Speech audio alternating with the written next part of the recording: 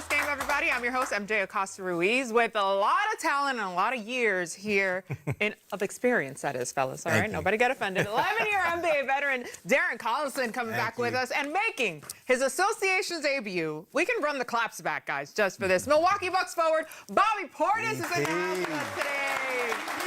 Period. So good to have you here, Bobby. Feeling comfy? The couch is good? Yeah, I feel great, actually. Yeah, we have every pillow possible. Absolutely. We're sending the vibe. MJ, I feel protected now. DP here, like, nobody gonna mess with us now. I got your back. We good. Okay, that's the expectation. So Game 3 of Celtics and Sixers has just wrapped. So let's get right into it. Why waste any time? This is how it all went down today. Welcome to Philly, where AI was ready to go. And look at that. Right off of a draft night, Eagles first-round draft pick from Kai Lemon, he was there to ring the bell. All right, JT's ready to go. Ready to face Tyrese Maxey and crew. First quarter, there's Maxey. I mean, the speed is crazy, guys. On the break, too. I do feel like he knew AI was pretty close. He's trying to show out, huh? Always trying to show off. But Jason Tatum, he does a little something, too. Feeling it early, as expected. And don't forget about JB, who has held down the Celtics squad all year long, Bobby. Yeah, JB been doing his thing, man. Super dope to see him step up in that leadership role as that one option. Something special. Don't forget about Paul George. I know he hasn't been back all that long, but man, he has an impact every single time. Here's the very next play. It is. That's nasty. Nasty.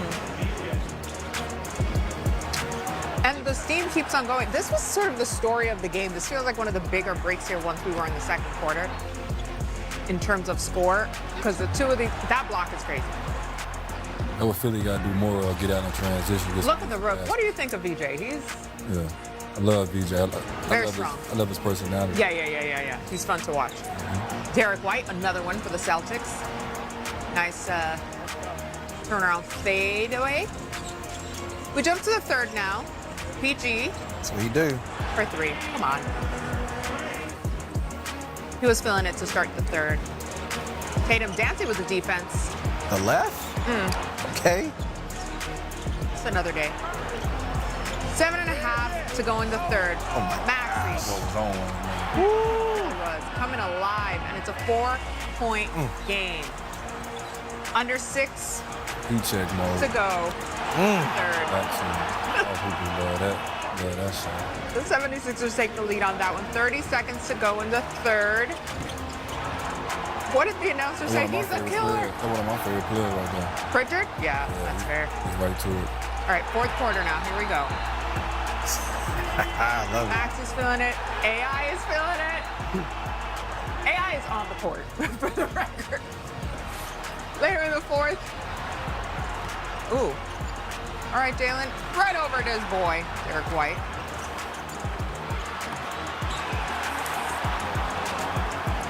Fourth quarter was a strong one. A nail biter.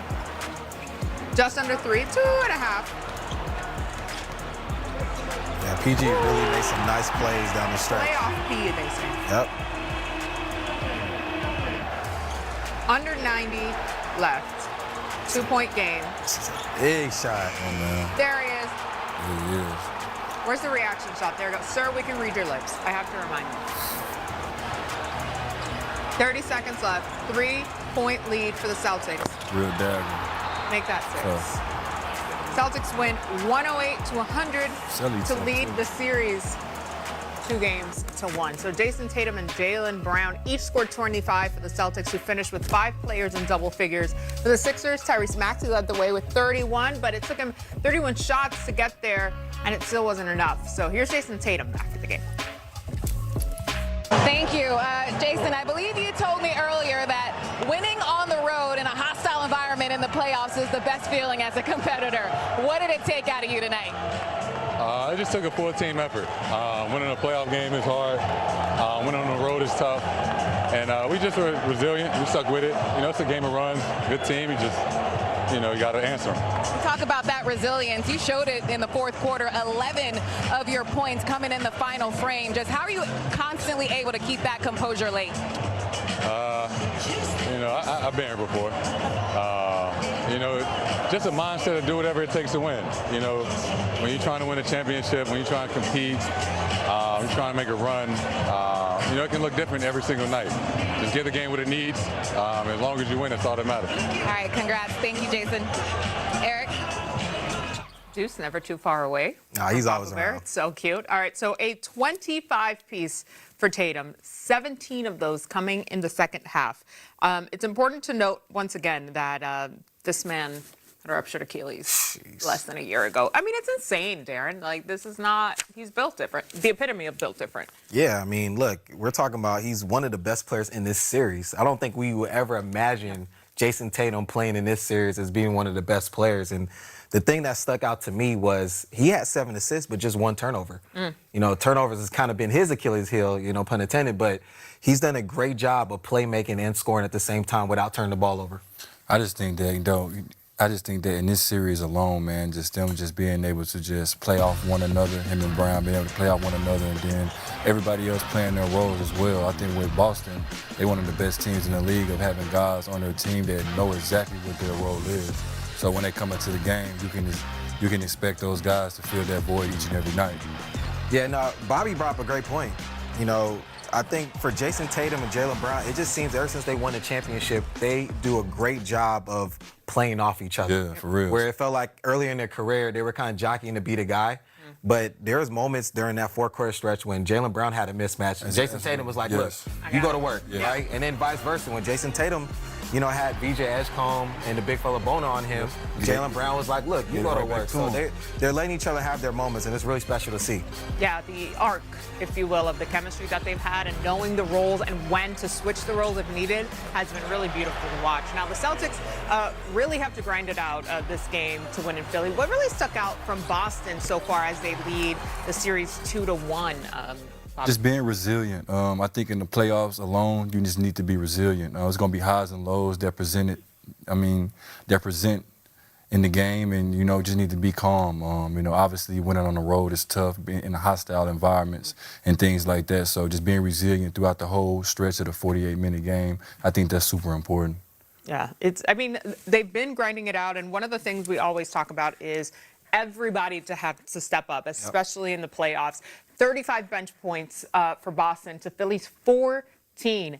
Depth cannot be underscored enough, do you think? It can't, right? You talk about Nikola and Payne with 26 points off the bench, right?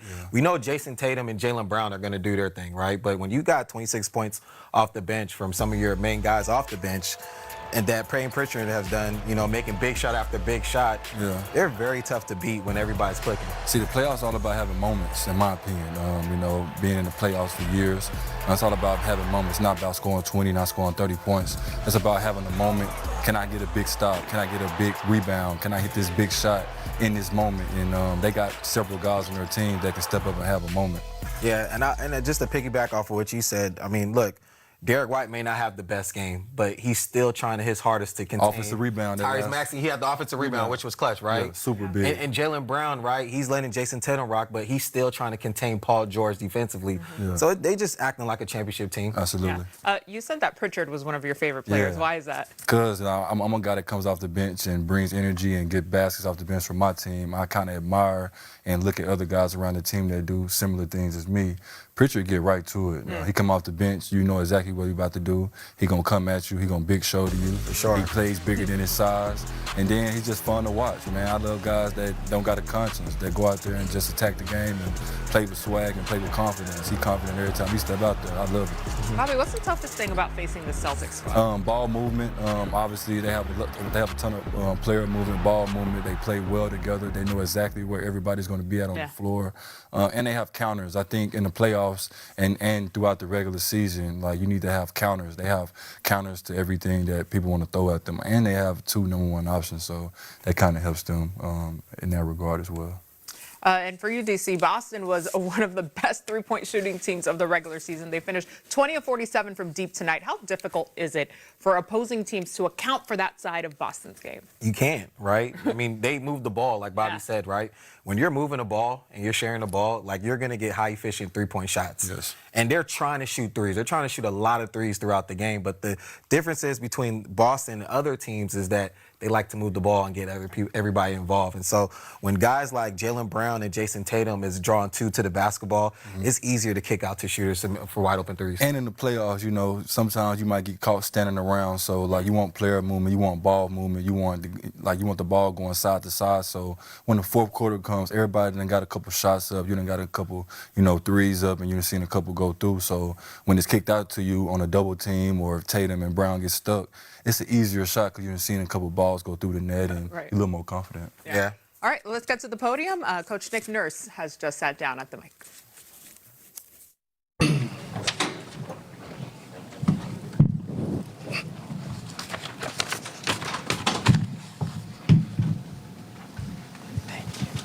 All right, go ahead.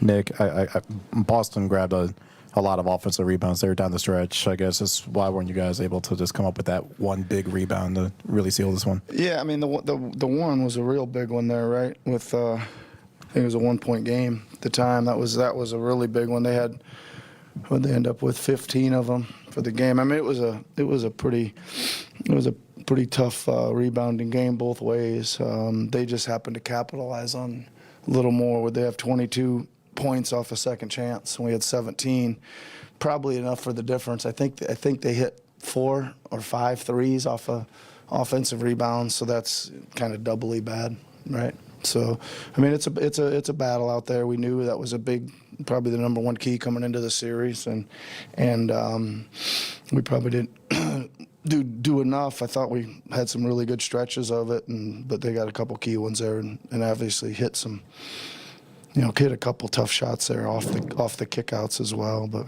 our guys played their butts off. Wasn't like they weren't giving effort to try to get those rebounds. They were trying as best they could. It seemed like some of those strong stretches you guys had came with Bona on the floor, but then there were some miscues from him too. I guess, how do you balance, like, maybe that he gives you a higher upside with some of the stuff that he does on the floor, but you might have more trust in someone like Jerome too? I think that